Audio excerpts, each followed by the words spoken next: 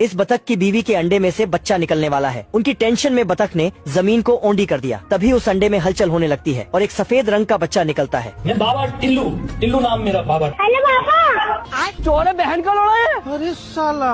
फिर बतख को लगता है कि उसकी बीवी कहीं मुंह काला करवा कर आई है। ये क्या तमाशा लगा रखा है तूने? मैंने कुछ नहीं किया। अरे तेरी माँ का फट जाएगा। तू मुझे गलत मत बोल। पैसा कहाँ है मेरा?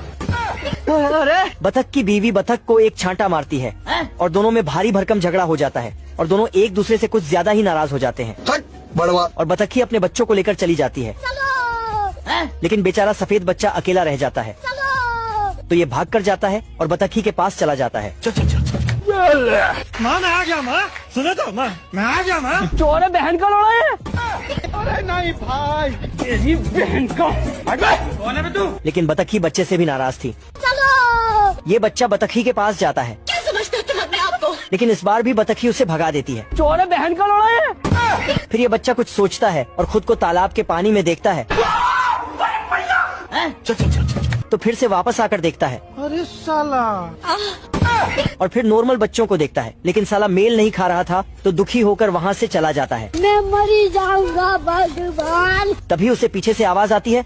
हम्बा हम्बा रम्बा रम्बा कम्बा कम्बा। चलो। तो वो उनके पास चला जाता है और उनके साथ खेलने लगता है। फिर उन बच्चों की माँ खाना लेकर आती है तो खाने को सफेद बच्चा खा जाता है। तेरी बहन का। कौन है बे तू? फिर चिड़िया उसे भगा भगा कर मारती है और वहाँ से भगा देती है। फिर ये सफेद बच्चा हड़बड़ी में तालाब कूद जाता है और एक खिलौने से टकरा। चक्री घुमाई। ये सफेद बतख का बच्चा इस खिलौने को ही अपनी माँ समझकर उसके साथ खेलने कूदने लगता है और जैसे ही ये खिलौने की नाक से छलांग लगाता है तो वो ऊपर नीचे होने लगती है और उसकी नाक बच्चे को लग जाती है तो बच्चा वहाँ से भी भाग जाता है और सोचने लगता है कि इस दुनिया में उसका कोई नहीं है मैं मरी जाऊंगा भगवान। और बहुत उदास हो जाता है। फिर सफेद बच्चा खुद को पानी में देखता है और जोर जोर से रोता है।